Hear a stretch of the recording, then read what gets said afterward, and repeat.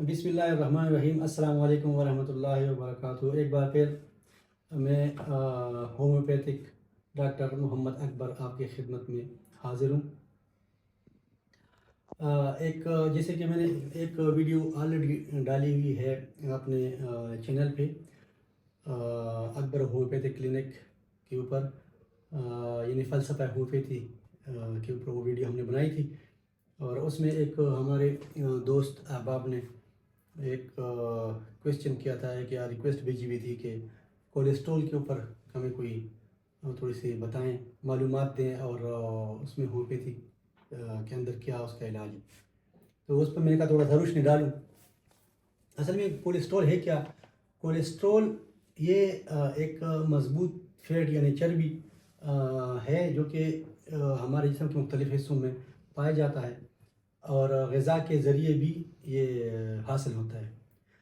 और ये जिस्म के लिए एक ज़रूरी चीज़ भी है, जिस्म को इसकी ज़रूरत होती है, क्योंकि ये जिस्म की सलामती और कारकर्दगी में अहम रोल अदा करता है और इसकी मदद से हार्मोन्स और दीगर मादों की तख्लीक भी होती है, इसमें मदद मिलती है। लेकिन अगर कोलेस्ट्रॉल का मकदार या लेवल हद से बढ़ जाए तो वो मूज़ी मर्ज़ या जिस्म में बीमारियों का सबब भी बनता है, जैसे दिल का आर्ज़ा और स्ट्रोक वगैरह। अब आते हैं कि कोलेस्ट्रॉल की किस्में क्या हैं। तो कोलेस्ट्रॉल खून में लिपोप्रोटीन की किस्म के मुताबिकत से या उसकी मुनासिबत से इसको मुख्तलिफ़ अक़साम में तकसीम किया गया है, जिसमें नंबर 1 पे है LDL यानी लो डेंसिटी लिपोप्रोटीन कोलेस्ट्रॉल, जिसको आम ज़ुबान में या आम लफ्ज़ों में बुरा या बद या बैड कोलेस्ट्रॉल भी कहा जाता है। और ये अच्छा कोलेस्ट्रॉल नहीं, क्योंकि ये जल्द घटने वाली या जल्द हल होने वाली कोलेस्ट्रॉल नहीं होती। तो ये है एक बैड कोलेस्ट्रॉल। दूसरा है HDL high density lipoprotein cholesterol, यानी बुलंद घटने वाली या जल्द हल होने वाली लिपोप्रोटीन कोलेस्ट्रॉल, जिसको अच्छा कोलेस्ट्रॉल भी कहा जाता है। और ये जो HDL है ये खून से LDL के को हटाने में मदद करता है, यानी LDL को नहीं रहने देता और दिल को बीमारियों से महफूज रखता है। तीसरे नंबर पे है VLDL यानी very low density lipoprotein cholesterol. ये जो कोलेस्ट्रॉल है ये ग्लिसराइड्स को लिपोप्रोटीन के साथ लेकर जिस्म में बेचता है। और आखिर में ट्राइग्लिसराइड्स हैं। ये जो किस्म है, ये जो चीज़ है, ये खून में ग़िज़ा से हासिल होती है और मुख्तलिफ़ जिस्म के मुख्तलिफ़ हिस्सों में फ़राहम की जाती है। और ये जिस्म को एनर्जी फ़राहम करता है और मुतादिद अमलों में मदद भी फ़राहम करता है। अब ये है कि अगर इसकी मकदार भी बढ़ जाए, यानी ट्राइग्लिसराइड की मकदार भी अगर बढ़ जाए, तो ये भी जिस्म के लिए मुज़र है, अच्छा नहीं है, सेहत के लिए ठीक नहीं है। कोलेस्ट्रॉल और ट्राइग्लिसराइड दोनों जिस्म के खून की अहम मुरक्कबात है। ग्लिसराइड जिस्म को एनर्जी फराहम करता है, जबकि कोलेस्ट्रॉल मुख्तलिफ हयाती अमल के लिए ज़रूरी होता है, जैसे हार्मोन्स की तख्लीक वगैरह।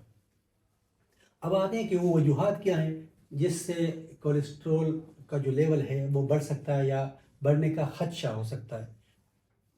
सबसे पहले तो मोटापा, यानी मोटापे को कंट्रोल में रखना चाहिए। वॉक बहुत ही ज़रूरी है और इसको अपना एक्सरसाइज, इसको अपना रूटीन बनाना चाहिए। इसके अलावा गैर ज़रूरी खुराक, ज़्यादा मीठा, चिकनाई वाली ग़िज़ाएँ, फ्राइज़, इससे कोलेस्ट्रॉल बढ़ता है।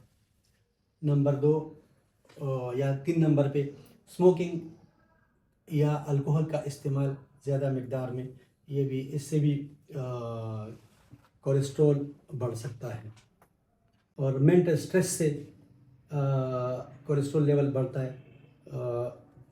जो लोग दिमागी परेशानियों में, ज़हनी उसमें तनाव में रहते हैं, तो उससे कोलेस्ट्रॉल एक जैसा नहीं रहता, वो बढ़ जाता है, बढ़ सकता है। जेनेटिक तौर पर भी मौरूसी तौर पर भी ये एक काज बताई जाती है कि आपको विरसे में ये बीमारी मिल सकती है, यानी कोलेस्ट्रॉल में जो इजाफी मकदार हैं।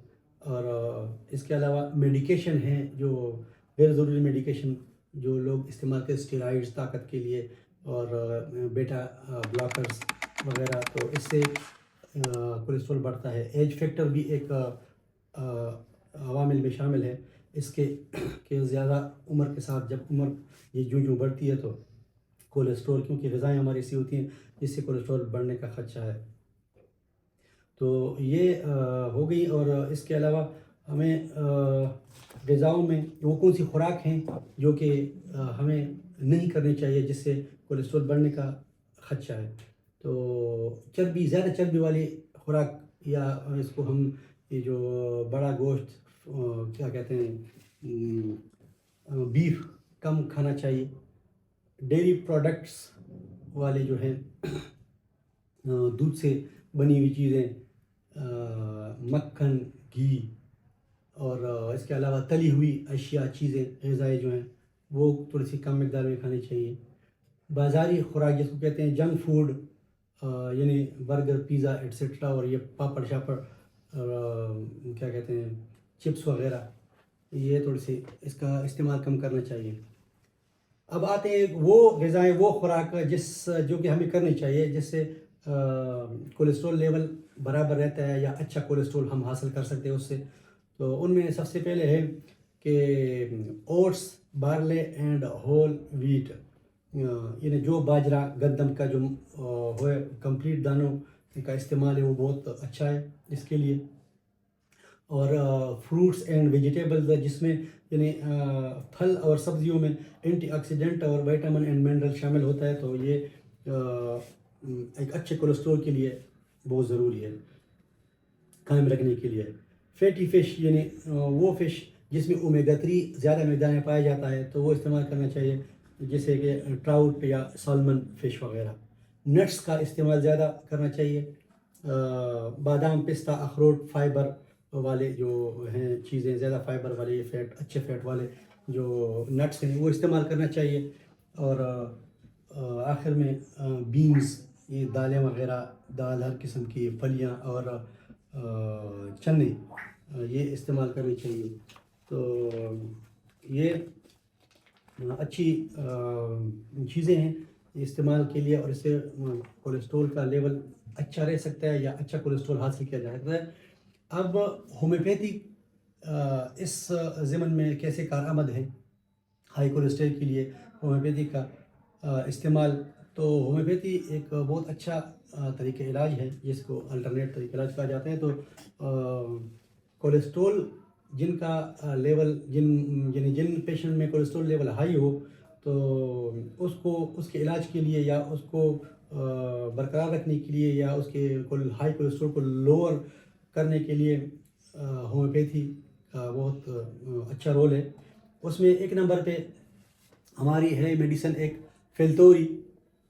वो हम आप कोशिश करेंगे कि आपको उसके वो तस्वीर भी दिखाएं। फेल्तोरी क्यू यानी मदर टेंचर में इसका इस्तेमाल है, जो कि लीवर के सुस्त अमल को तेज़ करता है, यानी स्लगिश लीवर के लिए वो है।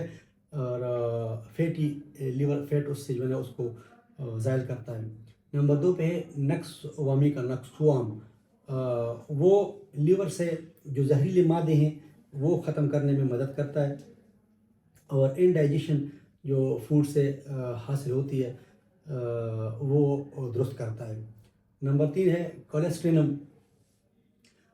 जब एक पेशेंट लीवर और गॉल ब्लैडर का मरीज़ हो ऑलरेडी पुराना, तो वो कोलेस्ट्रिनम जो दवा है हमारी होम्योपैथी की, वो बहुत अच्छा उसका असर है। नंबर 4 पे मेडिसिन हमारी एक आती है सोराइनम।